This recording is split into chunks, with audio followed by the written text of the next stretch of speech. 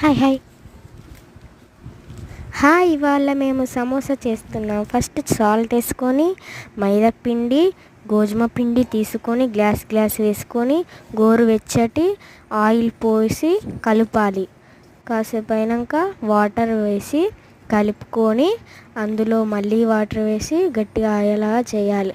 30 minutes పక్కన పెట్టుకోవాలి. అంతలోపు ఆలుగడ్డలు ఉడకబెట్టి 5 మినిట్స్ పక్కన పెట్టాలి.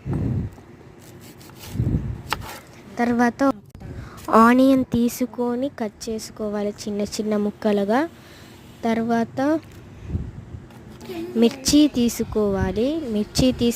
5 మిర్చి తీసుకొని చిన్న చిన్నగా కోసి ఆలుగడ్డల్ని తురిమి చేయాలి. తర్వాత ఆలుగడ్డ చేసుకో